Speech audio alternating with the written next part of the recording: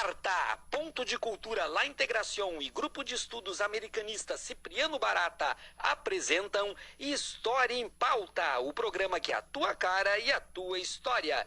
História, educação e polêmica. Apresentação Fábio Melo e Rafael Freitas. Programa História em Pauta, número 37. 37. Hoje eu e o Freitas estamos aqui para falar sobre um autor que às vezes é renegado pela academia, Freitas, mas que não deixa de ter sua importância para a historiografia americanista. Olha, ele é renegado e isso é fruto de uma leitura enviesada aí, de terceira e quarta mão. Quem lê na fonte mesmo não vai ter essa leitura enviesada. E que autor é esse, Freitas? Caio Prado Júnior. Um autor marxista que começou a escrever começou sua militância ainda nos anos 30, na década de 30, né? Começou trabalhista, né? Começou trabalhista, depois virou comunista, depois fez uma autocrítica e voltou a ser trabalhista. Não, ele morreu. Morreu comunista. Morreu comunista. Mas, Freitas, eu acho que seria legal a gente fazer um pequeno resumo assim da biografia dele. Tu trouxe aqui algumas... Fiz um estudo aqui a partir do livro Intérpretes do Brasil. Bota aí a... O que é Intérprete do Brasil? São vários intelectuais brasileiros que estudam a história do Brasil para promover uma mudança na estrutura. E o Caio Prado Júnior é um deles. É importante ressaltar também, Freitas, a própria condição de classe do Caio Prado Júnior. Bom, ele era um burguês. Ele era um empresário e empreendedor. Um empresário, e ele veio de uma família... A da alta aristocracia do café. Pois é, a família ele era da nobreza e ele virou um burguês. Virou um burguês comunista. É. Então, pra te ver como na América Latina... A relação das três classes, numa pessoa só, né? Na América Latina, as classes muitas vezes não correspondem às ideologias. Com certeza não. Reforçando, né, um pouco da história dele, de vida pessoal, ele nasceu em 1907. Na cidade de São Paulo. Isso, e faleceu em 90, com 83 anos, sofrendo do mal de Alzheimer. Pra te ver, um historiador com tantas publicações enfrentou essa doença durante muito tempo. E o que tu considera a linha mestra geral, a ideia principal do Caio Prado Júnior, na tua opinião? Olha, eu acho que como um historiador marxista, muitas pessoas colocam que ele foi um cara determinista econômico, que ele aponta a economia como a matriz de toda a história, enfim, o que é uma grande inverdade. Porque as pessoas que têm acesso, por exemplo, aqui nós temos algumas obras do Caio Prado Júnior, que o Freitas trouxe, a Revolução Brasileira, esse aqui é o Formação do Brasil Contemporâneo, e o outro ali é a Evolução Política do Brasil. Isso mesmo. A gente pode perceber que ele não trata só da história econômica. Inclusive tem o livro História Econômica do Brasil que eu esqueci de trazer, eu tenho ele. Ele não trata só da questão econômica como um determinante. Tanto que, por exemplo, no Formação Política, quer dizer, do Brasil, ele traz alguns fatores até políticos e culturais para essa formação do Brasil e até mesmo geográficos. Porque, para muita gente que não sabe, o Caio Prado Júnior ele foi o criador do Instituto Brasileiro de Geografia, uma coisa assim.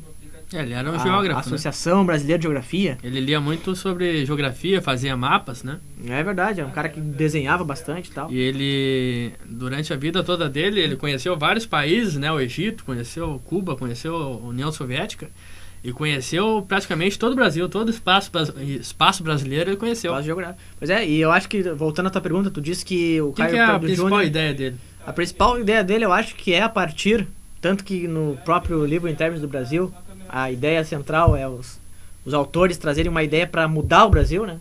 A partir de um estudo de história, da cultura, enfim, como o próprio Darcy Ribeiro, que é um dos contemplados aqui desse livro.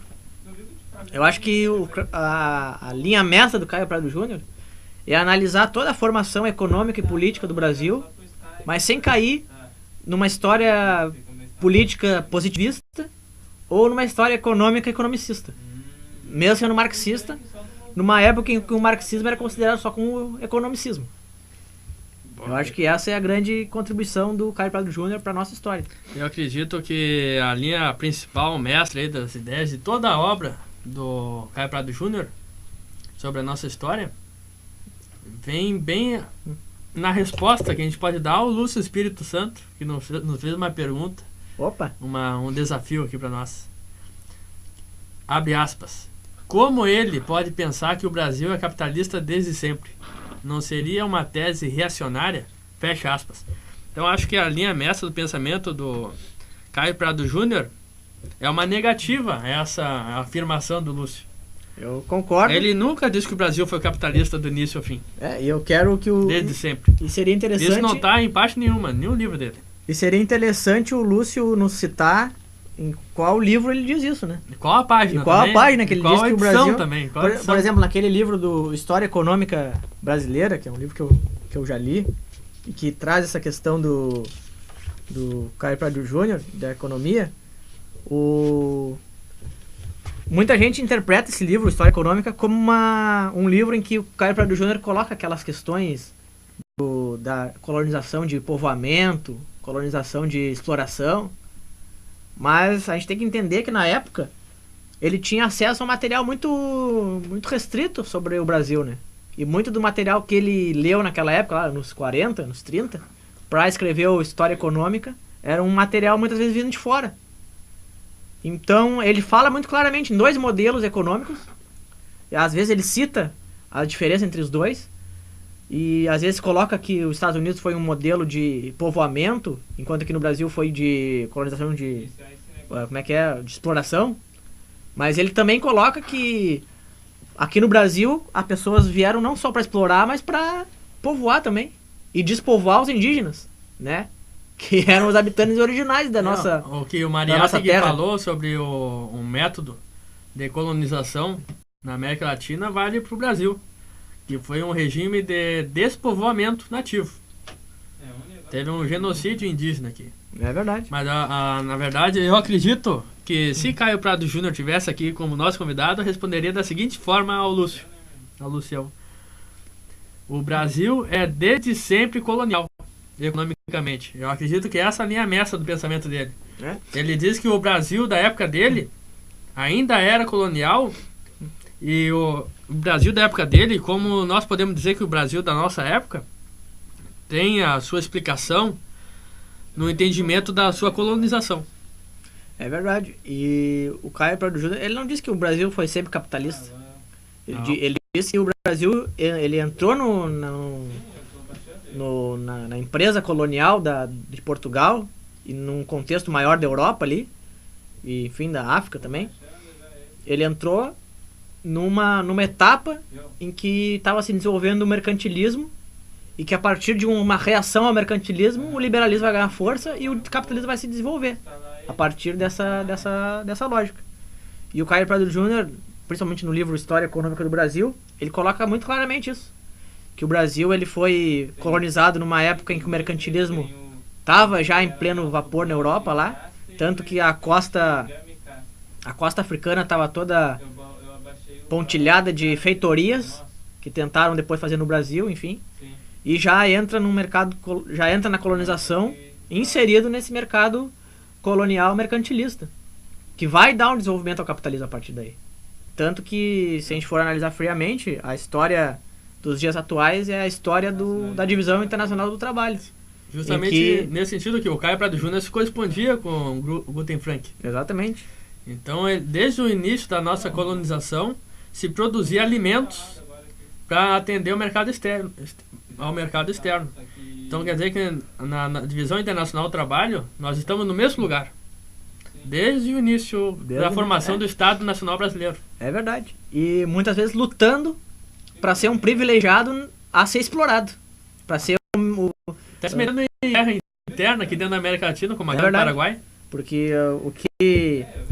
o que fazia valer mesmo era ser o explorado, ter o privilégio de ser explorado. Para os governantes brasileiros sempre essa foi a... Hoje em dia, por exemplo, com sai a Dilma, entra o Temer, o projeto mesmo, é o neoliberalismo. Ou seja, o Brasil quer ser o primeiro a ser explorado pelos mercados internacionais. Então, o direito a ser explorado e Quer ser, a mão de obra, quer ser a mão de obra da terceirização da exploração da metrópole. Exatamente. Mas essa pergunta aí foi mal formulada aí pelo colega Lúcio, e eu sei por quê. Mas será que tem tendências... Eu desconfio que sim. Conhece o Muniz Bandeira? Conheço, um grande sociólogo político. Como é que é? Estuda ciências políticas, relações internacionais. Política exterior do Brasil. Isso.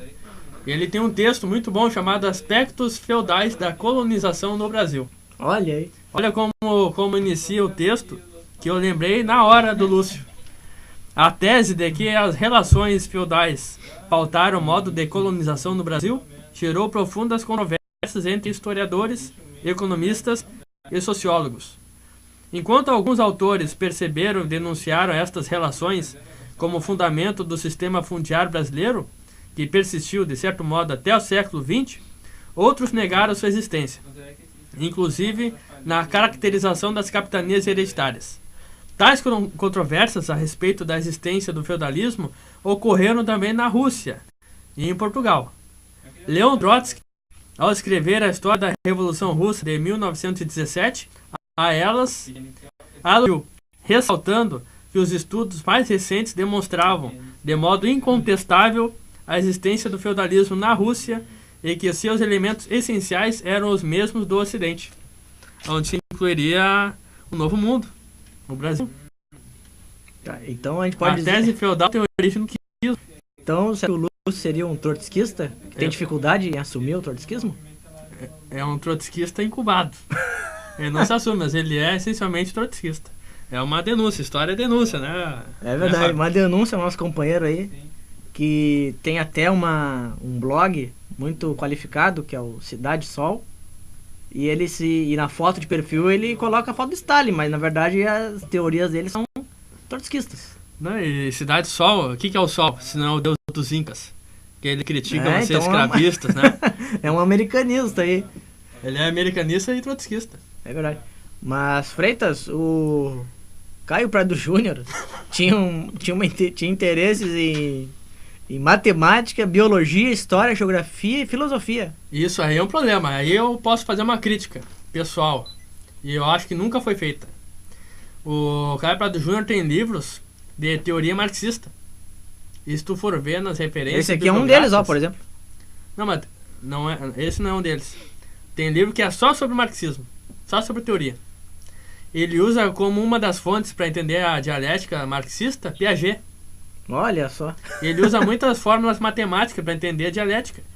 Então, o entendimento da teoria marxista tem muito de matemática. Ele usa a lógica matemática do Paulo Falcão, a mesma que o Caio Prado Júnior usava. A gente tinha a denúncia, lembra? Que o Falcão é um socialista celestial. É verdade, que nem o Gerson. Ele também rouba a ideia do marxista, Caio Prado Júnior, insistindo na lógica matemática para entender a realidade brasileira. Inclusive, muitas pessoas vinculadas à educação procuram colocar as práticas educativas como resultados matemáticos.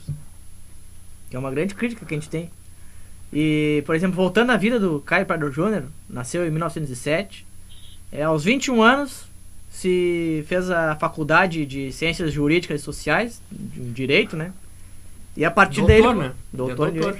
Fez a tese de doutorado dele sobre exatamente uma questão marxista, né? Sobre desenvolvimento. O desenvolvimento e tal. E a partir dele começa a sua militância. Aí nós podemos comparar ele com o Cipriano Barata. Nós tivemos um militante à esquerda na época da colônia, do Primeiro Império principalmente. Liberal de esquerda? Liberal de esquerda. Que ele muitas vezes foi encarcerado. E a mesma coisa vale para o Caio Prado Júnior. Então ele entra no Partido Democrático em apoio à Revolução de 30. Lembrando que o Partido Democrático é uma cisão do Partido Republicano Paulista, que era mais a favor da industrialização, enfim. Então nessa campanha a Getúlio, com 23 anos de idade, ele é preso pela primeira vez. Vai fazendo a conta aí. Foi preso em 30. Em 31 se filia ao PCB. Será que ele se filia ao PCB por uma admiração ao Prestes? Eu acredito que é mais em oposição a Getúlio. Porque ele se torna opositor a Getúlio Vargas. Então, lembrando que em 31 era Partido Comunista do Brasil. A partir de 61 é Partido Comunista Brasileiro. E o PC do B, que liderado pelo João Amazonas. E o PCB continua com a linha prestista. Então, em 1935, ele se torna vice-presidente da Aliança Nacional Libertadora, em oposição a Vargas, e ele é preso pela segunda vez, sem julgamento, e os familiares são todos perseguidos. Bah. Jogam pedra neles, xingam eles comunistas, a esposa e filho. Um cara que veio de uma família aristocrática burguesa, né? Era chamativo naquela época, né? É verdade. Então, até hoje é, né? Então ele vai pro exílio na França e apoia o Partido Comunista Francês. Então a terceira prisão é quando ele é eleito parlamentar e o PCB se torna ilegal. Por 3 meses ele é preso. Então a quarta... Isso depois de 45. Porque em 45 os partidos são reconstruídos, o PCB é reconstruído. E tu tem uma grande denúncia a fazer. Eu tenho uma denúncia a fazer. Que quando o PCB é reconstruído, em 45, é eleito, acho que, não sei quantos deputados, entre eles o Jorge Amado e o... E a bancada comunista? E o Prestes é eleito senador. E quando o Partido Comunista foi cassado pelo Dutra, que era o presidente... Aquele, o homem do livrinho, que o Temer citou. O Temer disse que quando tiver alguma dúvida vai ver o livrinho, que é a Constituição na época do Dutra. Não, o Temer quer obedecer à Constituição do Dutra. Não, mas o homem do livrinho que o Temer fala, acho que é o Ulisses Guimarães. Ele falou Dutra? Então Então é o Dutra. Mas aí é que tá, quando o Dutra ele foi eleito, né, com apoio do Getúlio, que tinha um grande carisma popular. Só que quando se elegeu, se afastou da política nacionalista do Getúlio. Começou a importar vários produtos estrangeiros, começou a favorecer os capitalistas internacionais, começou a favorecer o imperialismo, acabou com a indústria nacional que o Getúlio tinha criado, enfim. E só tinha 2 senadores que protestaram contra a cassação do Partido Comunista do Brasil. Um deles era o Prestes, que foi cassado lá em seguida, né? O mandato dele foi cassado em 47. Então alguma coisa de marxismo ele aprendeu com a Olga.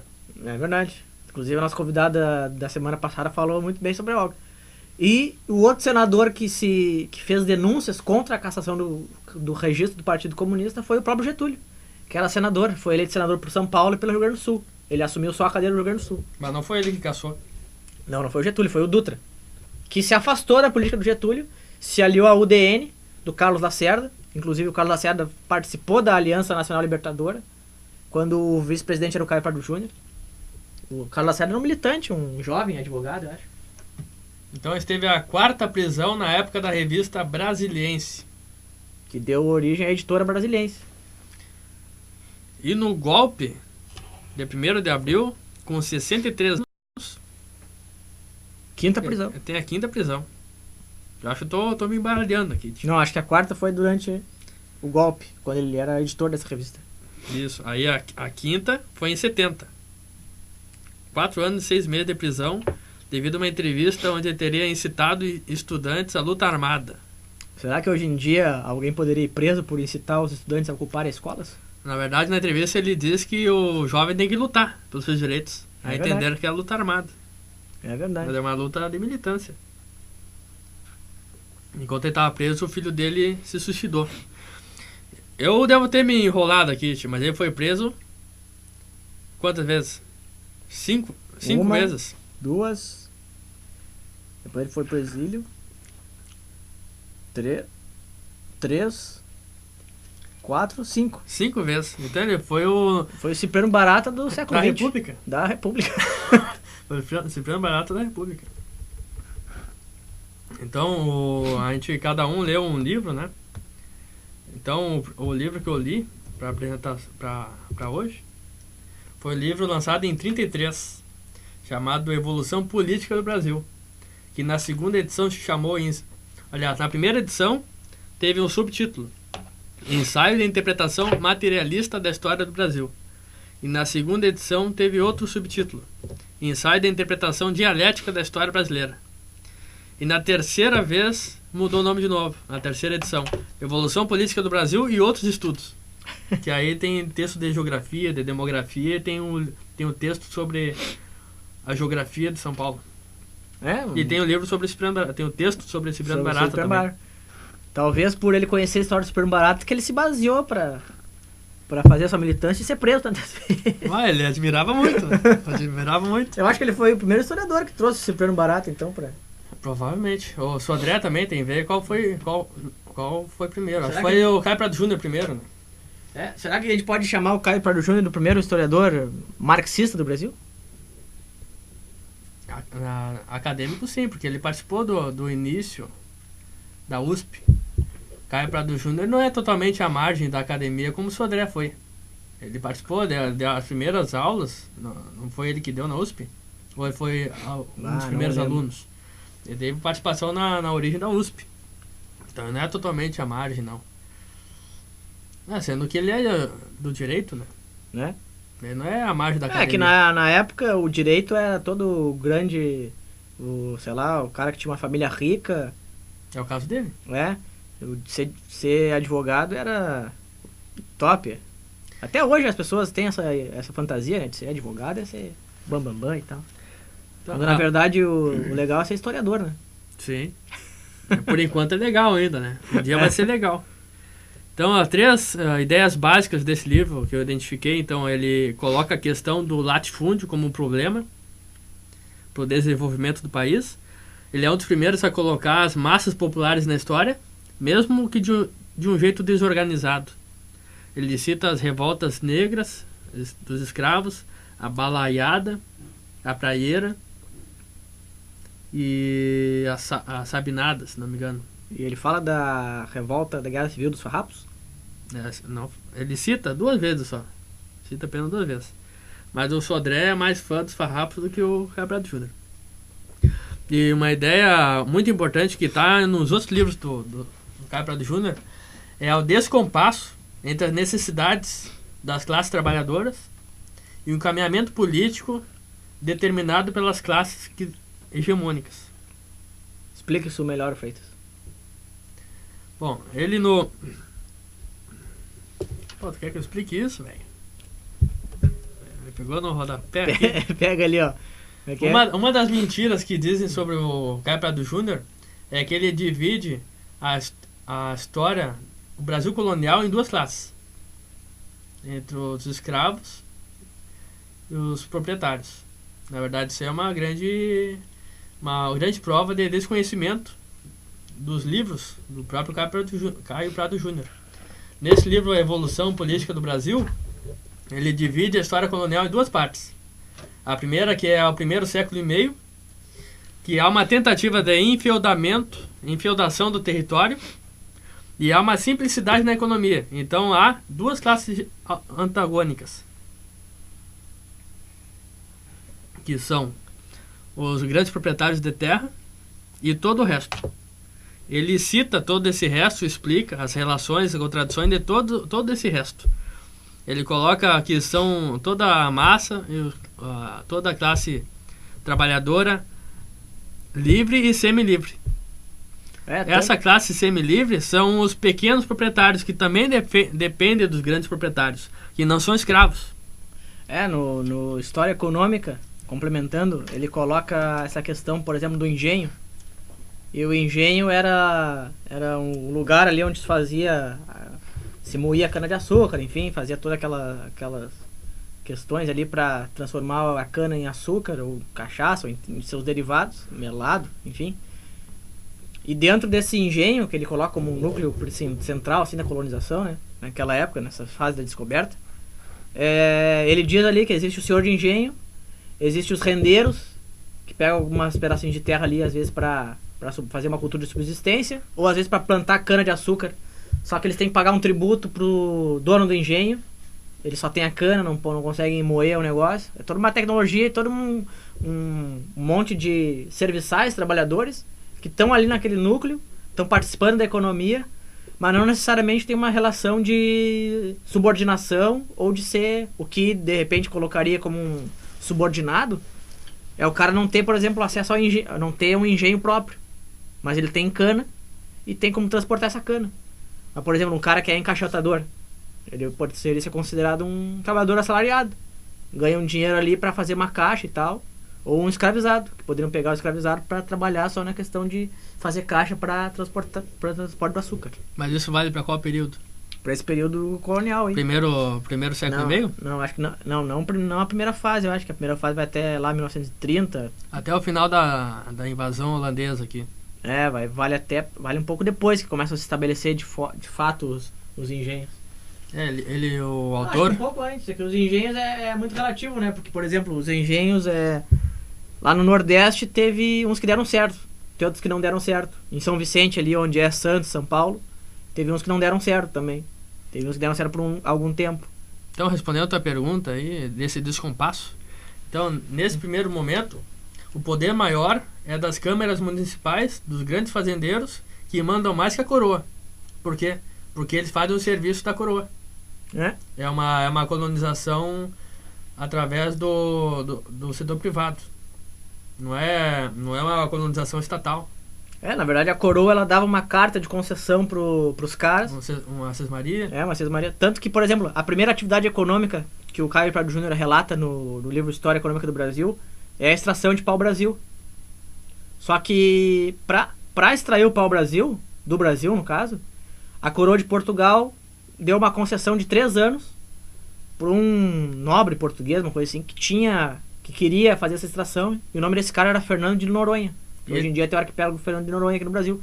Esse foi o primeiro cara que teve uma concessão real de explorar o território brasileiro. Só que daí quando os franceses começaram a também explorar aqui, tentando pegar o pau-brasil e tendo contato com os índios, aí sim que Portugal começou a pensar no modo efetivo de ocupar o território. Sim, devido às invasões também, o comércio, o tráfico que existia promovido pelos franceses. Uma questão de competição, Portugal, conforme Caio Prado Júnior, se sentiu na obrigação de ocupar o território, para não perder o lugar. Mas uma curiosidade que eu tenho, em História Econômica do Brasil, esse primeiro ciclo econômico do pau-brasil, o Caio Prado Júnior denomina como capitalista? Não, ele coloca do seguinte ponto de vista, que esse ciclo ele só existiu porque existia um mercado que por exemplo, que estava disputando o pau-brasil, né? Os franceses estavam aqui também fazendo a mesma coisa, entrando em contato com índios, pegando pau-brasil e levando para a França, quer dizer, Portugal sabia, mas nesse primeiro momento não havia essa disputa. Mas quando Portugal achou que poderia perder, aí sim que eles começaram a entrar no território.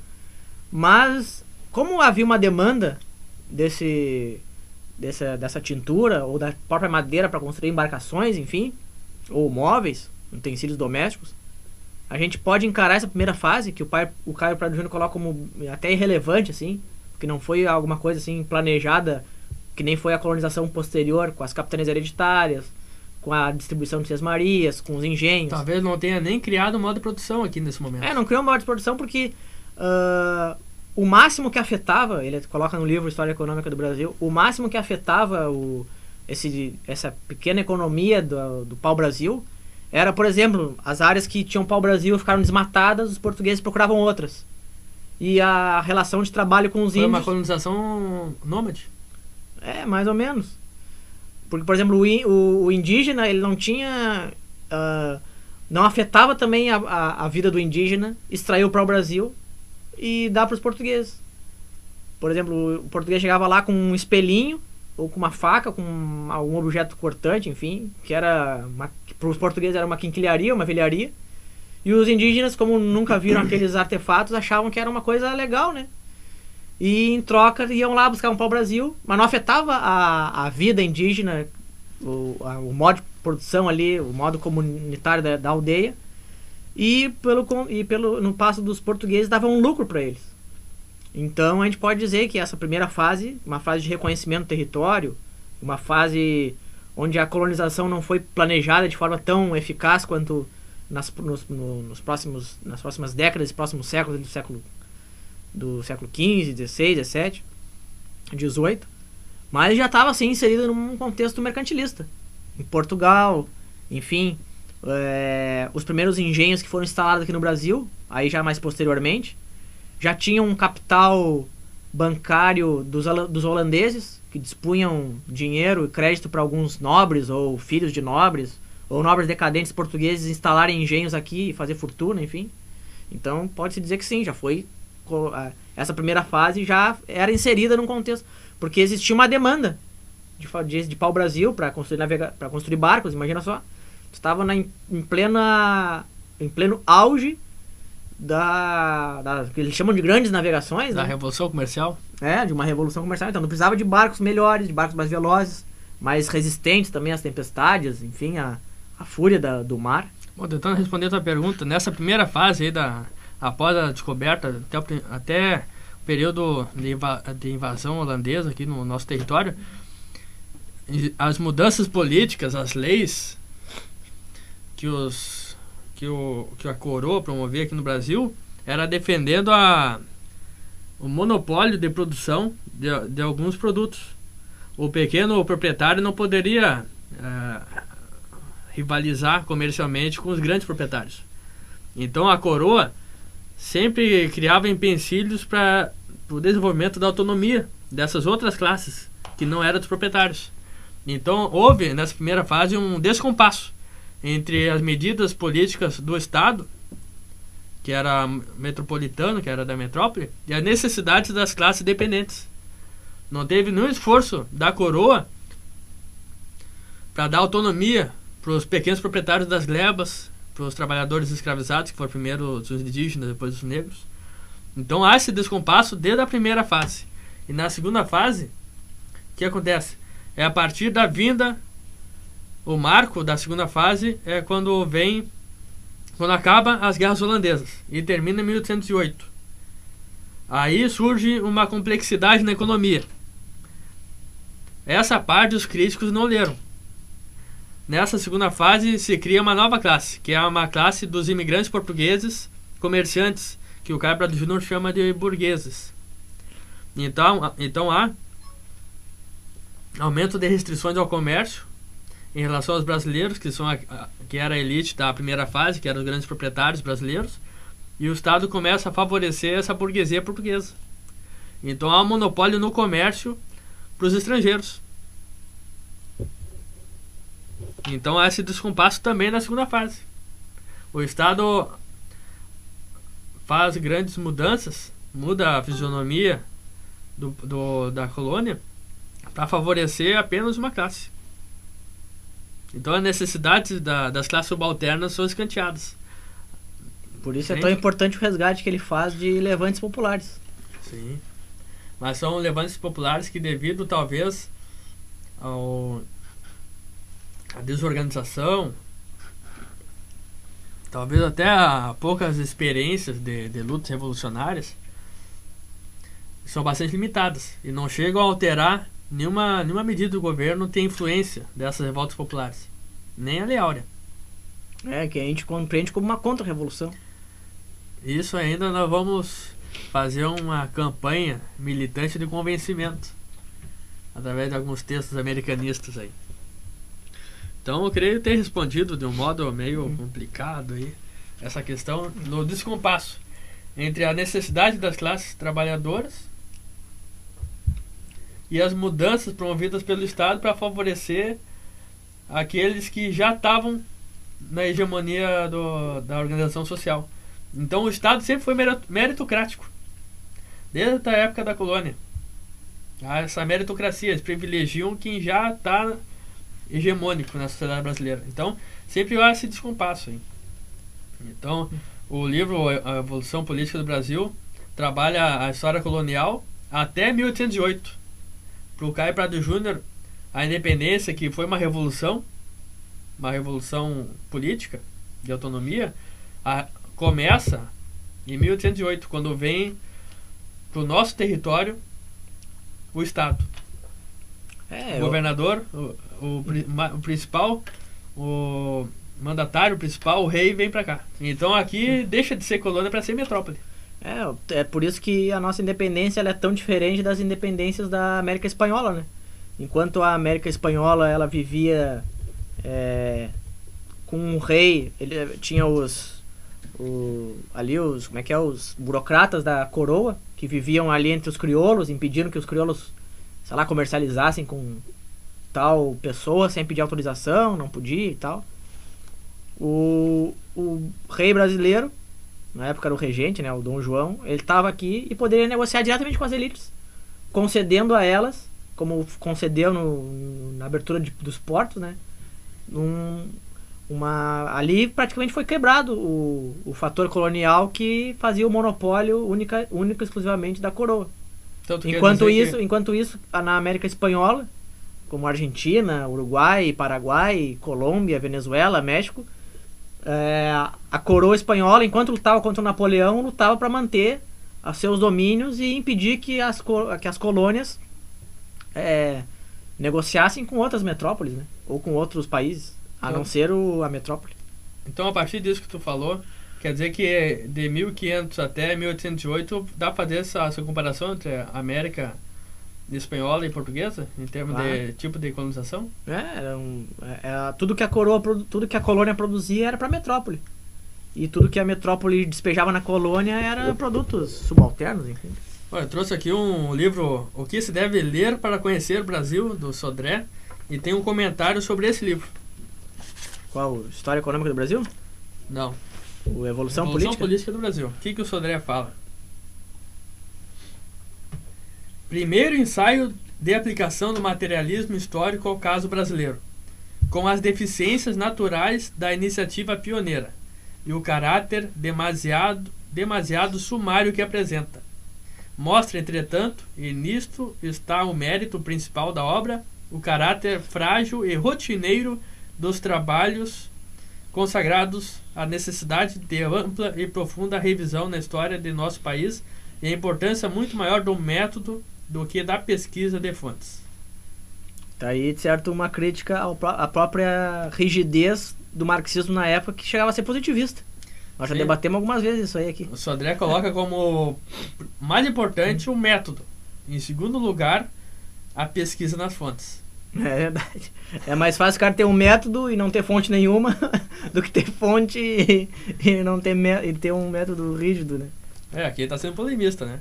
E o outro livro que é Formação do Brasil Contemporâneo, olha o comentário que o Sodré faz. Conquanto o acabamento desta obra seja muito superior ao da anterior, apresentando Caio Prado Júnior conhecimento muito mais profundo dos fatores que intervieram na formação colonial brasileira, ela representa distanciamento do método adotado naquela. Verifica-se nesta a aplicação de critérios ecléticos, algumas vezes acertados, perdendo o conjunto, aquilo que o trabalho ganha nos detalhes, na amplitude. Apesar disso, é o melhor trabalho histórico já escrito sobre a fase colonial do Brasil, aquele em que os acontecimentos são melhor situados, em que a análise é mais objetiva, em que são devidamente coordenados os fatos, as pessoas, o quadro social e o quadro econômico. A colonização lusa é condenada com veemência. Outra crítica errada que se faz ao Caio Prado Júnior é de que ele é um imperialista, que defende o imperialismo, porque desenvolve a força produtiva. Mas na verdade, não é correto, não é? Mas o Sodré já viu que não é correto, não. Eu concordo com o Sodré no sentido de que o Caio Prado Júnior sempre tenta mostrar que o Brasil tem uma economia sempre colonial. Até hoje tem. O Fernando Novaes, que é entrevistado num outro livro, ele diz que o Caio Prado Júnior é o primeiro historiador a não ser anacrônico. Ele foi o primeiro historiador a entender a nossa colonização pelo ponto de vista português. Olha aí. Será que por isso ele é colocado como imperialista? Pelo contrário, ele tenta mostrar, ele tenta condenar, usando as palavras de Sodré, tenta condenar com veemência o jeito que aconteceu a nossa colonização, que foi orquestrada de modo a sempre organizar a nossa economia voltado para fora, não para dentro. Realmente. Sempre de modo colonial. Mas E é justamente sempre ele tenta condenar essa forma de organização que desestrutura o mercado interno. Ele não diz que não tem mercado interno, mas ele diz que é bem reduzido. Basta ver que não teve até agora uma grande reforma agrária ou uma reforma urbana. E a reforma agrária sempre foi uma luta do Caio Prado Júnior. A questão, tem artigos dele que é só sobre a questão agrária. Então eu quero comentar um pouco sobre o empreendedorismo aí, do nosso personagem principal de hoje. Em 43 funda a Editora Brasiliense, que em 46 Monteiro Lobato se torna sócio. 2 intelectuais. Logo depois ele inaugura a Livraria Brasiliense e a Revista Brasiliense. Na revista ele faz oposição a JK, a Jânio e Jango. E critica também o apoio do PCB ao JK e ao Jango. Então essa revista teve 52 edições e em 64 é apreendida pela ditadura e a sua gráfica europeia que ele também criou para imprimir os seus livros foi destruída. Será que ele usou todo o capital dele de latifundiário cafeicultor para investir nessa empresa de editor? Eu já li que ele montou a Brasiliense com verba de uma herança. Inclusive esse livro aqui, o Revolução Brasileira, é editado pela Brasiliense, que editou... não sei se ela existe ainda. Existe, né? Acho que existe. Editou todos os livros do Caio Prado Júnior e tem uns trabalhos bem interessantes. Inclusive aquele livro que eu já trouxe aqui do Léo Huberman, Nós, o Povo, a História da Riqueza dos Estados Unidos, é da Editora Brasiliense. E é a única editora que eu já vi editar esse livro, o do Léo Huberman. E em 47 ele é eleito deputado estadual numa bancada comunista com 11 parlamentares. Olha aí. Teve o em racha, São Paulo isso. Isso, teve o racha do Prestes no PCB e ele manteve-se fiel ao partidão. Ele morreu quando? Ele morreu em 90, né? Morreu em 90. Ele morreu no mesmo ano que o Prestes, se eu não me engano. Mas eu quero chamar a atenção para algo hilariante. Algo hilariante. Algo hilariante. Hilariante é uma coisa engraçada. Sobre a relação dele com o PCB. Tem um parágrafo aqui na página 204. Do livro Intérpretes do Brasil, Clássicos Rebeldes e Renegados. Que tem um subtítulo aqui na biografia do Caio Prado Júnior que fala sobre o relacionamento dele com o PCB. Então ele no início do parágrafo ele comenta a forma de apoio dele ao PCB, organizando festa para levantar fundos, patrocinou, teve um capital dele, uma gráfica clandestina, pediu dinheiro emprestado para a família Matarazzo para financiar o PCB. Foi um dos fundadores e mentores intelectuais do Clube de Artistas Modernos, organizado pela grande influência do PCB. Apoiou o Socorro Vermelho Internacional. Mas eu quero chamar a atenção para as acusações do Comitê Regional do PCB, do seu estado. Em 32, ele foi acusado de querer fundar um jornal pequeno burguês. Depois foi acusado de ter vínculo com o trotskismo. Não é só o Lúcio que é trotskista. Foi acusado, de ser trotskista. Foi acusado de organizar cursos marxistas e de estar se preparando para dar um golpe de Estado dentro do PCB. Então ele chegou a ter a ameaça de ser expulso. Ele foi obrigado a se defender com veemência de todas as acusações. Será que é por isso que o PCB nunca foi um partido popular, de massas? Olha, nesse período teve 11 parlamentares do PCB, né? Foi o momento 11, mais popular. Mas enquanto... Sim, mas isso depois de 45. Isso foi em 32. Ele será fez que nesses primeiros anos aí? Porque depois de 45, depois com a vitória soviética da Segunda Guerra, aí sim, teve um boom de popularidade do PCB. Eu acho que ele cresceu, mas depois acho que ele... acredito que o auge tenha sido nesse período aí, que ele foi eleito. Ele fez uma carta aos correligionários do PCB em 32, se defendendo de ser golpista. Não é só o Temer golpista. Queria dar um golpe dentro do próprio partido. Sim. Mas, Freitas, eu queria ainda, sobre essa polêmica Do feudalismo, não? do feudalismo, escravismo e tal, pegar esse mesmo livro aqui, a citação de um autor, que eu acho que a gente deveria fazer uma história em pauta só sobre esse autor também, Uma ótima sugestão. que é o Leôncio Basbaum. Ele é um autor marxista, também fez parte do PCB, e escreveu um livro pouco conhecido, mas muito bom, que se chama História Sincera da República. São 4 volumes, ou 3, se eu não me engano. Ele é um autor bem irônico nas suas colocações. E uma das colocações que eu cito aqui, ainda baseada nessa polêmica da colonização, enfim, ainda sobre trazendo uma visão baseada também em Caio Prado Júnior, que o autor ele cita bastante o Caio Prado Júnior, né? Pode dizer que ele é até um fã do Caio Prado Júnior, por serem da mesma militância e terem as mesmas concepções de história. Esse autor, no livro História Sincera da República, volume 2, página 89, fala o seguinte: faltava inicialmente ao capitalismo que se transplantava para o nosso país o operário livre. A produção à base de trabalho escravo se processava dentro de sistemas fechados de origem feudal, criando entre nós um sistema peculiar de produção, misto de capitalismo, escravismo e feudalismo, que durou com algumas variações de forma em regiões diversas, quase 400 anos, e está ainda bem longe de haver desaparecido. Essa citação aqui que é baseada em grande parte no Caio Prado Júnior. Explica para nós, enquanto eu acho um trecho aqui. Bom, então, na verdade é só reafirmando aquela tese que muitas pessoas falam que o Caio Prado Júnior fala que o Brasil já nasceu capitalista, outros falam que o Brasil teve sua origem feudal, mas na verdade é uma dialética de ambas as coisas. Ou das 3 coisas ali, são o feudalismo...